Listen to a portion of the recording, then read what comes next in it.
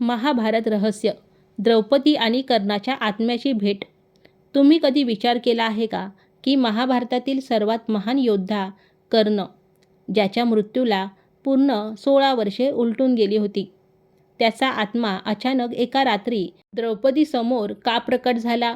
असा कोणता अपूर्ण रहस्यमय प्रवास किंवा पश्चाताप होता जो सांगितल्याशिवाय कर्णाच्या आत्म्याला शांती मिळत नव्हती? द्रौपदीने खरोखरच कर्णाचा आत्मा पाहिला होता की ही फक्त एक लोककथा आहे? या कथेमागे असा एक छुपा संदेश आहे जो आजही फार कमी लोकांना माहीत आहे. असे म्हटले जाते की त्या रात्री कर्णाने द्रौपदीला अशी एक गोष्ट सांगितली जी ऐकून द्रौपदीच्या डोळ्यातील अश्रू थांबता थांबत नव्हते. वर्षापासून तिच्या मनात दाटलेला एक पश्चाताप त्या क्षणी बाहेर आला. पण थांबण्यापूर्वी एक गोष्ट जाणून घेणे खूप गरजेचे आहे. या कथेची अनेक रूपे प्रचलित आहेत. काही लोक याला केवळ एक लोककथा मानतात, कारण महाभारताच्या मूळ ग्रंथात हा प्रसंग या स्वरूपात आढळत नाही. आज आपण या लोकप्रिय कथेचा आनंद एका कथेच्या रूपात घेणार आहोत आणि त्यामागील मूळ भाव आणि शिकवण समजून घेण्याचा प्रयत्न करणार आहोत. कुरुक्षेत्रानंतरची 16 वर्ष आणि हस्तिनापूरची शांतता. महाभारताचे महायुद्ध संपून पूर्ण 16 वर्ष झाली होती. कुरुक्षेत्राची ती भूमी जिथे कधी लाखो योद्ध्यांचे रक्त सांडले होते, ती आता हिरव्यागार गवताने झाकून गेली होती. हस्तिनापुरातही काळाने बरेच काही बदलले होते. राजमहल पुन्हा गजबजला होता आणि प्रजा आपले राज्य युधिष्ठिर यांच्या न्यायावर अत्यंत आनंदी होती. चहूबाजूला शांतता होती, पण काही जखमा अशा असतात ज्या काळही पूर्णपणे भरून काढू शकत नाही. त्या मनाच्या एखाद्या कोपऱ्यात नेहमी जिवंत राहतात. द्रौपदीही आता पूर्वीसारखी राहिली नव्हती. युद्धाने तिच्याकडून सर्व काही हिरावून घेतले होते. तिचे 5ही पुत्र आता या जगात नव्हते. आपल्या प्रियजनांना गमावल्याचे दुःख तिच्या चेहऱ्यावर नाही, तर तिच्या शांततेत स्पष्ट जाणवत होते. ती आपला जास्तीत जास्त वेळ भगवान श्रीकृष्णाचे स्मरण, दानधर्म आणि मंदिराच्या सेवेत घालवू लागली होती. अमावास्येची ती भयानक रात्र. तो दिवस नेमका अमावास्येचा होता. सूर्य मावळला होता आणि आकाशात ढगांची काळी चादर पसरली होती. महलाच्या भोवती एक अनाकलनीय शांतता पसरली होती. वारा इतका संत होता की जणू निसर्गही एखाद्या अघटित घटनेची वाट पाहत असावा. रात्रीचा दुसरा प्रहर सुरू झाला. द्रौपदी आपल्या कक्षात दिव्यासमोर बसून देवाचे नाव जपत होती. अचानक कोणताही वारा नसताना दिव्याची ज्योत थरथरू लागली. आधी ती लहान झाली, नंतर एकदम मोठी झाली आणि पुढच्या क्षणी संपूर्ण खोलीत एक थंड हवेची लाट पसरली. द्रौपदीने दचकून आजूबाजूला पाहिले.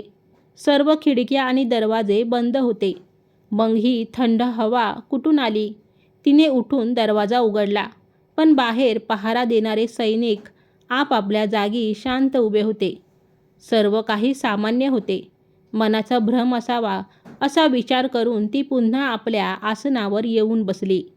पण यावेळी तिला स्पष्ट भास झाला की कोणीतरी अतिशय धीम्या आवाजात तिला हाक मारली आहे. पांचाली. द्रौपदीचे हृदय एका क्षणासाठी धपापले. तिने मागे वळून पाहिले, पण तिथे कोणीच नव्हते. तिने स्वतःला सावरले आणि मनातल्या मनात श्रीकृष्णाचे स्मरण केले. काही क्षण उलटले आणि पुन्हा तोच आवाज आला, पांचाली. यावेळी तो आवाज पूर्वीपेक्षा अधिक स्पष्ट होता. द्रौपदीच्या डोळ्यात आता भीती दाटली. तिने धीर एकवटून विचारले, कोण आहे तिथे? समोर या. जर तुम्ही कोणी देव असाल तर आपला परिचय द्या, आणि जर हा माझा भ्रम असेल तर आत्ताच संपून जा. उत्तरादाखल काही वेळ फक्त शांतता राहिली. मग अचानक कक्षातील तो दिवा आपोआप विझला. संपूर्ण खोली अंधारात बुडाली. पण त्याच अंधाराच्या मधोमध एक हलका सुवर्णप्रकाश चमकू लागला. तो प्रकाश हळूहळू एका आकृतीचा आकार घेऊ लागला. आधी फक्त एक चमक दिसली आणि नंतर एका महायोद्ध्याची आकृती स्पष्ट झाली. द्रौपदीने आश्चर्य आणि भीतीने डोळे मोठे केले. त्या दिव्य पुरुषाच्या शरीरावर तेजस्वी कवच कुंडलासारखा प्रकाश होता. मुखावर अपार तेज होते, पण त्या तेजाच्या मागे एक मोठे दुःखही लपलेले दिसत होते. द्रौपदीचे ओठ थरथरले. तिच्या मुखातून शब्द फुटला, तुम्ही?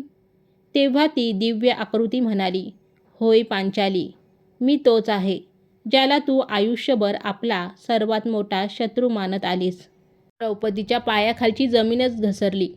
तिने आश्चर्याने विचारले, कर्ण? त्या आकृतीने हळूच आपली मान झुकवली. काही क्षणापर्यंत दोघांमध्ये फक्त शांतता होती. द्रौपदीला विश्वासच बसत नव्हता की ज्याच्या शरीराचा अंतिम संस्कार 16 वर्षापूर्वी झाला होता तो आज तिच्यासमोर उभा आहे. तिने थरथरत्या आवाजात विचारले, हे कसे शक्य आहे? तुम्ही तर युद्धभूमीत वीरगतीला प्राप्त झालात, मग आज माझ्यासमोर का आला आहात? कर्णाने एक दीर्घ श्वास घेतला. त्याच्या डोळ्यात असे दुःख होते जे शब्दात मांडणे कठीण होते. तो म्हणाला, मृत्यू फक्त शरीराचा होतो पांचाली, पण काही वेदना अशा असतात ज्या मृत्यूनंतरही आत्म्याचा पाठलाग सोडत नाहीत. कर्णाचा पश्चाताप आणि पापाची कबुली. द्रौपदी कर्णाकडे एकटक पाहत राहिली. तिच्या मनात अनेक प्रश्न होते. कर्णाने तिच्या डोळ्यातील प्रश्न वाचले आणि तो म्हणाला, मी खूप प्रयत्न केला की तुझ्यासमोर कधी येऊ नये. मला वाटले की काळ माझ्या सर्व अपराधांना वाहून नेईल, पण तसे झाले नाही. प्रत्येक अमावस्या माझ्यासाठी एक नवीन वेदना घेऊन येत राहिली. माझ्या आत्म्याला आजपर्यंत ती शांती मिळाली नाही ज्याची मी आशा केली होती. द्रौपदीने विचारले, तुमच्यासारख्या महादानी आणि महान योद्ध्याचा आत्मा अशांत कसा असू शकतो? कर्णाचे डोळे पाणावले. तो म्हणाला, तेच सत्य सांगायला मी आलो आहे. जग मला दानवीर सूर्यपुत्र म्हणते, पण माझा आत्मा एका अशा पापाचे ओझे वाहतोय जे मी मृत्यूनंतरही उतरवू शकलो नाही. हे ऐकताच द्रौपदीला तिच्या स्वयंवराचा तो दिवस आणि राजसभेतील तो भयानक अपमान आठवला. तिचा चेहरा गंभीर झाला. कर्ण म्हणाला, मी जाणतो तुझ्या मनात माझ्याबद्दल फक्त कटू आठवणी आहेत. तुझा क्रोध अगदी योग्य आहे, पण आज मी शत्रू म्हणून नाही तर एका अशा माणसाच्या रूपाने आलो आहे ज्याला आपल्या आयुष्यातील सर्वात मोठी चूक खूप उशिरा समजली. द्रौपदीने शांत पण कणखर स्वरात विचारले, जर तुम्हाला तुमच्या चुकीची जाणीव झाली होती तर जिवंत असताना तुम्ही क्षमा का मागितली नाही? कर्णाने नजर खाली झुकवून सांगितले, काही चुका माणूस जाणून बुजून करत नाही पांचाली, पण जोपर्यंत त्याला त्या गोष्टीची पूर्ण जाणीव होते तोपर्यंत खूप उशीर झालेला असतो. राजसभेत जेव्हा तुझे वस्त्रहरण होत होते तेव्हा मी मनात आणले असते तर शांत राहू शकलो असतो, दुर्योधनाला रोखू शकलो असतो, पण माझ्या अहंकाराने माझ्या विवेकावर पडदा टाकला होता. मी तुझ्याबद्दल कठोर शब्द वापरले हेच माझ्या आयुष्यातील सर्वात मोठे पाप आहे आणि त्याचीच आग आजही माझ्या आत्म्याला जाळत आहे. द्रौपदीच्या डोळ्यात अश्रू आले. ती म्हणाली, तुम्हाला माहीत आहे त्या दिवशी मी कोणत्या वेदनेतून गेले होते? कर्ण म्हणाला, होय, म्हणूनच मी आज एक योद्धा म्हणून नाही तर एक अपराधी म्हणून तुझ्यासमोर हात जोडून उभा आहे. मी दुर्योधनाची मैत्री रक्ताच्या नात्यापेक्षा जास्त जपली, पण त्या मैत्रीत अधर्माची साथ देणे हीच माझी सर्वात मोठी हार ठरली. मी अर्जुनाच्या बाणाने मरण्यापूर्वीच स्वतःच्या चुकीच्या निर्णयाने हरलो होतो. अंतिम संस्काराचे ते अपूर्ण रहस्य द्रौपदीने विचारले. पण युद्ध संपल्यानंतर तर माता कुंतीचे रहस्य सर्वांसमोर आले होते. तेव्हा आम्हाला कळले की तुम्ही आमचे ज्येष्ठ बंधू होतात. मग आणखी कोणते रहस्य शिल्लक आहे? कर्ण गंभीर होऊन म्हणाला, यापेक्षाही मोठे एक रहस्य आहे. युद्ध सुरू होण्याच्या आदल्या रात्री मी गंगा नदीच्या काठावर एकटाच बसलो होतो. तेव्हा तिथे एक वृद्ध तपस्वी आले. त्यांनी मला सांगितले की ज्या पुरुषाने एखाद्या स्त्रीच्या सन्मानाला ठेच पोहोचवली आहे त्याला केवळ युद्धात वीरगती मिळवून मुक्ती मिळत नाही. जोपर्यंत ती स्त्री त्याला मनापासून क्षमा करत नाही तोपर्यंत त्याच्या आत्म्याला शांती लाभणार नाही. कर्ण पुढे म्हणाला, जेव्हा माझे प्राण शरीरातून मुक्त झाले तेव्हा माझ्या डोळ्यासमोर माझे सर्व कर्म आले. त्यात मला ती राजसभा आणि तुझे ते अश्रू दिसले. तेव्हा मला समजले की तलवारीचे घाव भरू शकतात पण अपमानाचे शब्द माणसाचा पिच्छा सोडत नाहीत. मला आज 16 वर्षानंतर तुझ्यासमोर येण्याची परवानगी मिळाली आहे, कारण आज हा अवधी पूर्ण झाला आहे आणि ही माझ्यासाठी अंतिम संधी आहे. द्रौपदीचे मन आता थोडे मऊ झाले होते. तिने विचारले, कर्ण, जर मी तुम्हाला क्षमा केले तर तुमच्या आत्म्याला मुक्ती मिळेल का?